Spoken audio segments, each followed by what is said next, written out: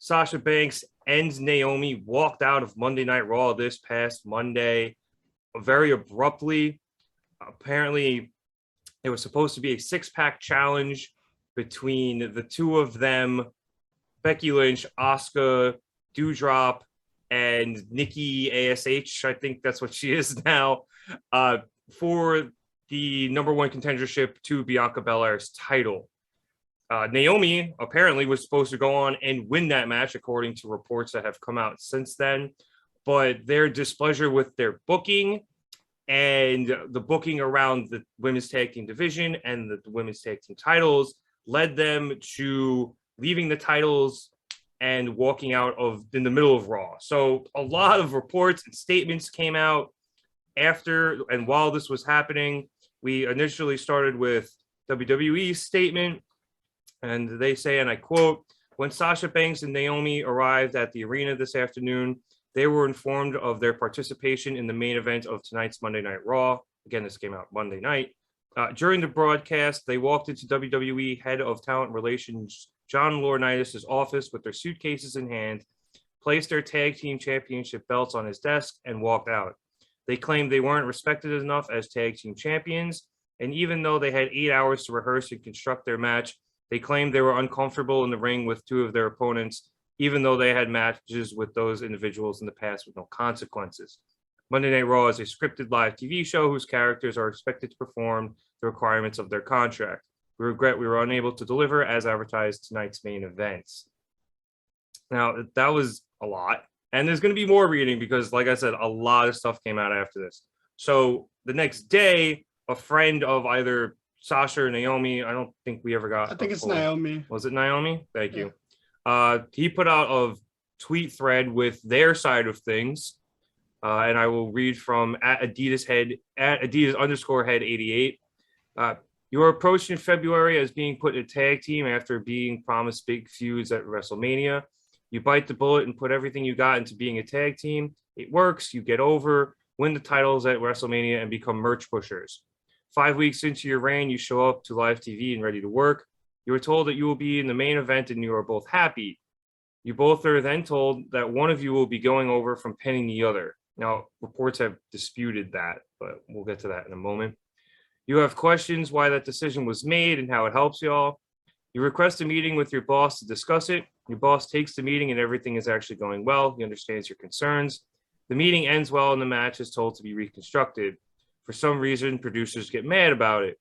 You then ask one of your members going over what happens to your titles. You are told that you will just be carrying the belts. They want to use you both to help both women's champions get more over. Bianca versus Naomi, Sasha versus Ronda. Neither one of you will win the solo titles, and you won't defend your tag titles until Money in the Bank. You ask for another meeting with your boss, but this time you are being called spoiler. A producer walks away screaming. He comes back and tells you both to fix your attitudes. You'll have a brief meeting amongst yourselves and decide to stand up for yourselves. You go to another boss and make it clear you just have concerns. You ask why we're even in this match and why aren't other women in it. Like I said, a lot of reading. I haven't done this much reading since high school. You ask why your titles have no stories for 2 months. Again, you are met with fix your attitudes. So after one final meeting with yourselves and asking others, you make the ultimate decision as a team. It's sad how one side is trying to create a fucked up narrative. Also, it was asked why Nikki, ASH, and Doudrop were in the match instead of starting their program tonight. Naomi nor Sasha talked down about being in the ring with either one. IDK how that got flipped. Okay. So, Bravo. Like I said, thank you. Bravo. Thank you. Like I said, a lot of reporting has come out since then, disputing that Naomi was poised to pin Sasha. Perhaps that changed after one of those meetings from that secondary thread. And obviously, there's been a lot of reporting coming out about the fallout from all of this. Now, for those of you who watched Raw, Corey Graves on air called it unprofessional. Everybody thinks Vince fed him that line. It's been confirmed. It's been confirmed that Vince Carmella was confirmed it. Yeah, Yeah. I wouldn't again. The second I heard that, I didn't think Corey said it. That is not something I feel like Corey would say. Obviously, the women have some heat backstage, mostly with management. There has been reports today that a lot of the locker room feels they did the right thing, but perhaps in the wrong way, considering they kind of just left the show hanging. So I'm out of breath. Danny, I'm going to go to you first since you are our Raw fast forward guy. What do you make of all of this? I guess as a broad question. And what was your experience like just doing the show in full time on Monday? Or, excuse me, in real time on Monday. So a couple things before I dive into this. I'm kind of like just the fast forward guy, period. No shots fired at all. But also, Rev James, why are you wearing the same thing from our show on Wednesday? Like, it's only like 2 days later. There's no way those were washed in time. But Chad's not wearing the same thing from Wednesday. I know it wasn't on the show, but we know what he was wearing. Anyway. Now we're going to go into some serious matters. It is a nice jersey. I just printed a bunch of these shirts. This is actually this is like my Friday shirt. I genuinely believe that. So it's a different shade of black, can't you exactly, tell? Exactly. I have the same wardrobe as Doug from Nickelodeon show Doug. I only wear black and very dark gray. If you said Archer, you would have won, James. But anyway. Oh man, there is so much going on. And you know what? Between when we're recording this and when it comes out, there'll be even more. There'll be so much more. We might talk about this till next week at this point. It's a lot. It's like you said, there's some support, but from what I've read in that report, it seemed more like there was a lot more heat than support backstage because when you're in WWE, you are in a bubble. So, you do get defensive of that bubble, or sometimes it's just hard to see things from outside of that. You can't see the forest through the trees or whatever, and that's the thing. And from like anyone there, I get it. Like they fucked up your day. Like they doing so in that aspect, absolutely. I get why anyone backstage is annoyed at them because that's the one thing when you do things like this, because I'm all for saying fuck you to a big corporation and sticking it to them, but when you do that defiant brazen act, it hurts the regular people more than the company. Like this doesn't affect the company at all. They're like whatever about it. They're petty because they released a statement, and they would never release a statement in a situation like this. So this clearly did emotionally get to them, or to Vince, or to maybe Johnny Ace, but ultimately it doesn't affect the bottom line. All it did was take Nikki and Doudrop off the show entirely. They weren't even on the show because of that, which, to be fair, that's not Sasha and Naomi's fault. There's no reason it couldn't have just been a fatal four-way. Like, there's absolutely no reason. So, like, there were consequences. Like, we get an 8-minute Becky Asuka match instead of a 15-minute pay-per-view match, and that feud is rushed and thrown away. And, like, now, instead of, let's be real here, instead of Nikki taking a pin, now Becky has to take a pin to Asuka, something that you definitely wanted to hold off till the pay-per-view. Instead of having also, one of the craziest things about this to me, I'm sorry, I'm going to be all over the place, but I find it really hard to believe that Naomi was going to win this match. Like, that is mind-blowing to me, because everything from last week made it seem like it was just going to be a triple threat between Becky, Asuka, and Bianca. So for Naomi to randomly win and for Sasha to randomly win, that makes sense to me, only because it feels like a fallout of the very, very weak women's division on SmackDown, that they needed to do something like this. And, to their point, the tag titles do deserve better. They do deserve to be treated with more respect. I don't know why you want AEW women's tag titles, James, because that's not going well. in other places, but you know, I agree with them on that, and I admire them standing up for it. But it's, you know, it's almost a case of like, what's new? Like, that's always been the case. The only time the women's tag titles were good is when Bayley and Sasha had them the second time, and that's it. And the Iconics winning them at WrestleMania, but like, so we got one good moment and one good run in 3 years.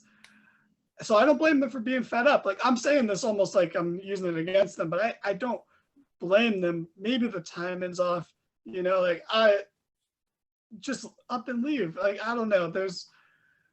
I'm not fully on either side. I'm kind of I think everyone's a little wrong and a little right in a lot of ways, you know, and I know that's like a very neutral kind of answer, but like, I don't know, man. I've been a manager before, so like, I do have that little bit of like, just quit in a way that doesn't fuck over your coworkers, you know, kind of thing. But I also don't blame the people. Like, you know, I don't want to say what company I worked for, but they wouldn't like me judging people, you know. They're very anti-judgment in the zone that they preoccupy.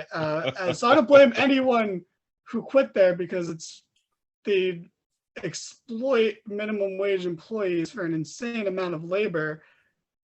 But I do blame them for fucking over the people they work with, who now have to come in last minute, pick up the slack, or have their fucking days and weeks like uprooted because of that. So it's like a double-edged sword. Like, yeah, fuck this company, but also like, don't fuck the people in there. But the fact that WWE released a statement about it is so petty. And the fact that like, oh, we're so sorry we couldn't bring you the main event we advertised. Like, they didn't just do that with the tag title unification match at the pay-per-view. Bro, that was advertised for weeks as a unification match, and then became a worse match that, from what I heard, was still a fun match and very good, but it's not what you built for weeks. So, and this was a match that wasn't really announced ahead of time. It just opened the show with this announcement, and I'm not going to lie, I thought that match was going to be great. I was excited about it. I was like, bro, 6-pack challenge, women's match, main evented for the third week in a row. Like, let's go. It's going to be great. So I was disappointed. And it's so weird that I'm disappointed to get a match that I wanted, which was Becky Asuka, because it's like, now Becky takes a needless pin, and now Asuka's going to take a needless pin at the pay-per-view. And it's derailed so many people's momentum. But ultimately, I agree with their sentiment.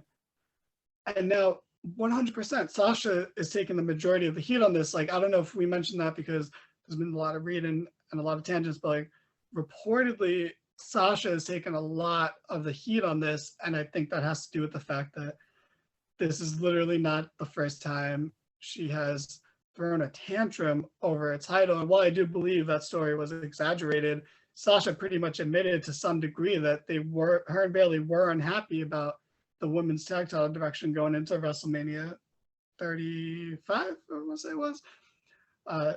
So now she's going to get painted with the difficult to work with, or has an attitude line that, you know, the Keith Lee got hit with, the Bray got hit with, anyone that leaves gets hit, even though Sasha hasn't left. And to be real, if Sasha, let's say they fired Sasha or she quit, she's not going to AEW. Like, she's just going to be in The Mandalorian and act and be fine, you know. Naomi is not getting a lot of heat, which, you know, I'd argue is because of nepotism, you know, and that is a problem. And I think she's going to get off scot-free from this. And that annoys me a little bit, but that's more of the nepotism part of this than Naomi personally. Like, I don't know. Naomi is a step up from Natalya, but she's still someone who's been there too long and has the stink of diva. And it's just too late for me. Like, do you disagree with that, James? Or I do. Painfully agreeing, because Naomi's not bad. She's a good wrestler, but like, She also is one of the worst people at hiding her frustration. Fair. I'll give you that point. I'll give that you is that fair. point. That's Yeah. very fair. I will say, speaking of Natalya, when Natalya beat Naomi for the title, I did not know that was going to happen until Naomi made her entrance and was upset. And I was like, oh, you're losing and you can't hide it. Like, that's interesting. Or when Santina came out at the Women's Royal Rumble, but that was an appropriate reaction in that case. So there's so many moving parts. And I was talking to you guys about Jimmy Smith, who, is the play-by-play or lead commentator. I don't know the difference between the commentator roles, but he was talking on his podcast, which he barely ever talks about wrestling on. So he went out of his way to say, like, I do not kayfabe on this podcast. This is not a work. He was like, we went up to the cage to hype up the show at the start of the show, and we announced a match. And when I came back, I found out it was a different match, and everything was in disarray. Reportedly, Becky Lynch, was trying to help and pitch an idea of like, oh, let's just throw this backstage segment together. And yeah, like you guys said earlier, Corey Graves obviously was just fed a line, a very specific line. Because what was the other word he used? Was it summarily, I believe? Yeah, so word summarily and unprofessionally left. Well, Corey is the type of guy to use, some $2 words there. He's clearly being fed a line. Don't give Corey Graves shit. Don't give anyone shit that's not Vince or John Laurinaitis. Or Sasha or Naomi. Are you saying to give them shit? I mean, if you're in that they're kind of asking for it. Yeah. If you're in that camp, yeah. Like no one else should reasonable shit. Yeah, reasonable shit. Reasonable if you want to talk about them as workers, fine. I mean, I've got my own opinion on this, and I want Chad to go first, but yeah, okay, I gotta pass it back to someone else. I'm not done talking about this, but I don't want this to be like the Danny show. Rev reads for 10 minutes, I talk for 10 minutes, and next we gotta go back and forth. Like, I'm conflicted. I am back and forth about this. I am not. Please, anyone listening, take away that like I am not taking a hard stance on either one because it's more nuanced of a situation than that, and there's so much going into that. But Chad, you weren't with us when we were talking about Dynamite, and I'm sorry, Rev. You can throw it to Chad. Well, I was going to agree with your sentiment that like them leaving when they did and fucking everybody else over. And it wasn't just the women involved in that match, and it's unfortunate Dewdrop and Nikki ended up not being able to be in it. I think I read somewhere it's just easier to do book a 2-person match for super late than it is to try to put together a fatal 4-way within like an hour and a half. That's a great point. So that might be why they did it. I don't know why they maybe do 2 singles matches and then try to figure it out again for next week. But whatever it was, you're not just fucking over those people, you're fucking over the graphics team, commentary is now just doing all that shit on the fly. The producers are filming backstage segments with Adam Pearce. Like, there was a lot going on that, like, there's just so much they had to figure out in such a short period of time that it sucks for those people. Like you said, Vince and Laurinaitis and whoever this producer was, like, yeah, they were also being assholes. And there's been obviously, I think, just a complete, drop of the ball involving the women's tag team division. Every tag team they put together, they split apart within 2 months. Like, there's no consistent tag team. So I can understand Naomi and Sasha's frustrations as well. And I'm also really ticked that they burned this Asuka Becky match on a, random 8-minute Raw match. Like, it's ridiculous. So I do agree with a lot of your sentiment.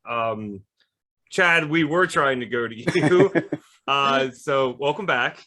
Hello. Like you said, like Danny said, there is a lot of nuance here. There's a lot of moving parts. So I would like to hear your opinions on what happened this past Monday. Yes, I will try my best to just address what we know as you guys said, there's a lot still in the air. We don't have bona fide facts. I'm also going to try my absolute best to not be my regular rebellious anti self and say that I've a lot like our friend Danny has said here, I've been a manager at multiple places, but I've also been the disgruntled employee. So I'm trying my best again to see both sides, but there's just, like Danny said, there's just so many moving parts that make me, number one, I stand with women, and I believe you guys when this comes out later. But there's so much to address and pack up here, to the point where, like you guys said, number one, if this were CM Punk or Stone Cold, or I guess any other guy who's walked away, it's still unprofessional. I will not make excuses for that. It's unprofessional to the max. I agree, it's very selfish to the coworkers. But I guess that's why I'm so confused. Do we hear the snide and petty remarks and the caste system and the cycles and all of this if this is a guy that walks out? I agree, but I think yes. Yeah. Because they took a shit ton of shots at Stone Cold when he walked out. They don't release a statement, though. I don't think. Yeah. I think that is one of the differences. Well, you also didn't have Twitter back then, so that's true. But you did when Pat left, when Neville left, he did the same thing. He walked out that day because he didn't like creative. Punk Twitter was definitely a thing. It was in its infancy then, but yeah, it was still. There were no statements released. You know what I mean? So I thought that was very telling. Again, we don't know everything, but from that aspect, and then of course we know how easy it is for a system to say that a woman is difficult, and then from there, it's just a long line of difficulty. Like as Danny said, we've been hearing this about Sasha forever. So now we automatically almost think, oh, this is Sasha's fault. She's spoiled. She's being a brat. She doesn't care about her peers. When in fact, I do think, I mean, we have these tag team belts. We're not defending them. There are other girls who need to shine. There's time. We've talked about a plan. We've come up with so many different things and ways to go about this for you to just automatically say, hey, you guys are going to win. You're going to get pinned by a champion, and you're not going to defend the championships that you want to bring somewhere. Sasha has stated herself that she's tried her best to get these belts, like higher. I mean, she helped create them. Right. So... Like she's tried her absolute best to put worth on these titles and to let creative know her worth at that, for her to be shit on again. So I mean, it's really hard. But again, I get the corporate side as well, and I cannot fault corporate for anything except for releasing the statement. I think they should have kept that one a little close to the heart. They've mismanaged matches plenty of times. I think they can release the statement if it doesn't have the pettiness in it, or like the straight up lie about them not wanting to work, not being comfortable working with certain women. Because that, when I was doing the Raw fast forward, that was one thing I was puzzled by. I was like Becky and Sasha have worked so many matches, and Becky and Asuka and Sasha have worked so many matches, and Naomi has worked at least a couple matches with both of them too. And I was like, so, like, can they be talking about Doudrop and Nikki? I was like, they've also been wrestling for a long time as well. Like, they've all of them have been wrestling for a long time. I wouldn't think of any of them as unsafe.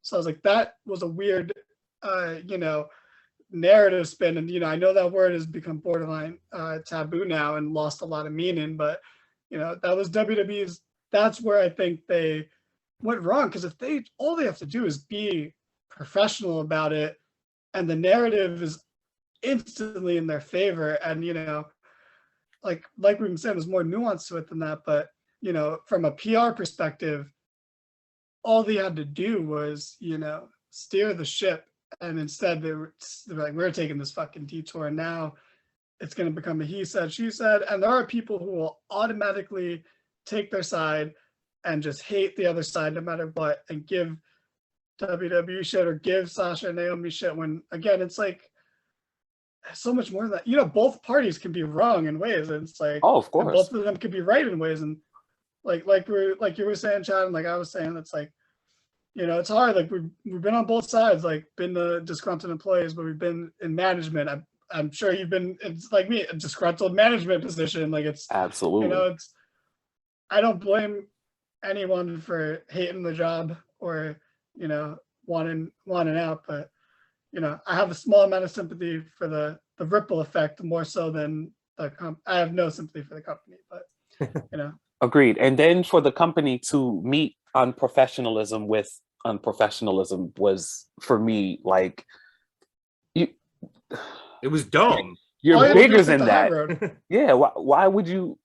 You could clearly see the high road and take it, and opted not to, which is, to me, befuddling. And then you're trying to pit women against women. To me, that goes back to the sexist shit. Like, now you're gonna have the whole locker room. I mean, the locker room should give them shit, of course, but now the whole division is gonna look at them a certain way. I mean, hopefully some of them stand with them, but you don't even have to take the high road. All you have to do is just state factually what happened. No, yeah, yes, obviously I think the answer would just be shut the fuck up. But if you just state factually what happened, then, you know, that's probably good enough. You don't need all of this pettiness in your statement and these fallacies in your statement that, like Danny said, turns this into he said, she said type of thing, because now everyone's just arguing over who's in the right, whether or not, you know what I mean? Instead of it just being, okay, like these two walked out in the middle of the show. That's not professional.